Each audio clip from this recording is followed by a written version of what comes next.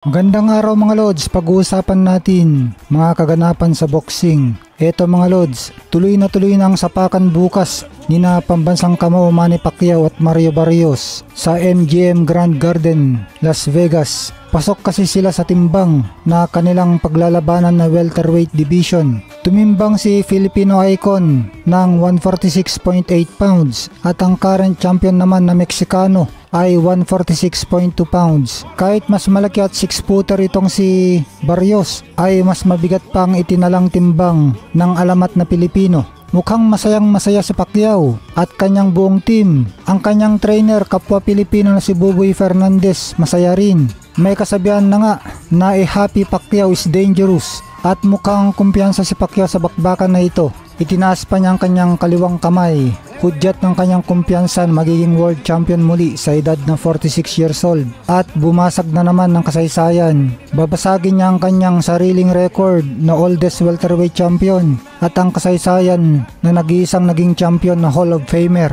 Grabe naman ang sigawan ng mga fans, kaya buhay na naman ang mga fans ang mundo ng boxing. Todo support sila kay Pacquiao. Parehas ng bato-bato ang katawan nang maglalaban sa main event, kaya asahan ang bugbugan bukas. Halatang todo naghandang dalawang mandirigma. All out war daw sina Barrios sa laban, sabi ng kanyang trainer na si Bob Santos. At si Pacquiao naman nasa 100% kondisyon na rin at kumpiyansa ng kanyang bilis ang mananaig kontra sa timing skills ni Barrios. Iginigiit naman ng trainer ni Barrios na si Bob Santos na sila ang magwawagi sa laban. Itinuturo niya ang kanyang alaga na number 1 daw at nag-victory sign at sigaw ng sigaw sa mga tao. Nasa stage din ang international matchmaker at tauhan ni Pacquiao na si Sean Gibbons at Hall of Famer Freddie Roach na masaya din.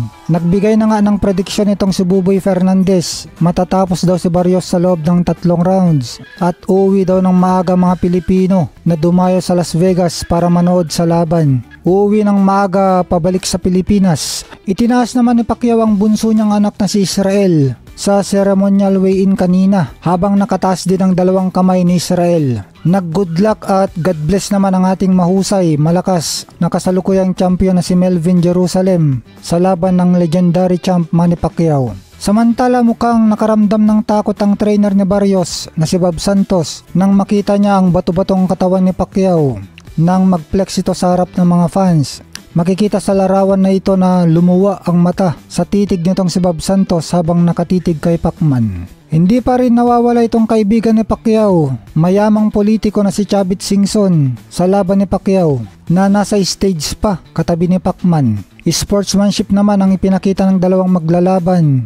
Nag-shake hands sila. Tuloy rin ang bakbakan bukas bilang undercard ni Mark Magsayo. Mahusay na pambato rin natin kontra George Matacuellar. Pasok sila sa super featherweight na timbang. Tumimbang parehas sila ng 129 pounds. Magandang bakbakan din ito. Siyempre basta Magsayo asahan natin makakapanood tayo ng rumaratrat at umatikabong mga suntok, mga pakitang gilas ni Magnifico. Ito naman ang seleksyon ng gloves na gagamitin ni na Pacquiao at Barrios na dinaluhan kasama ang asawa ni Pacquiao na si Jinky, Hall of Famer longtime coach Freddie Roach, Coach Buboy Fernandez. Red Cleto Reyes gloves ang pinili na Pacquiao. Specialized itong gloves na ito na pang knockout, itong Cleto Reyes, kasi manipis ang bandang kamao nito, kaya mukhang knockout talagang punterya ni Pacman. Si Bob Santos naman ang pumili para kay Barrios. Pinili niya ang black and blue na kulay na Grant gloves.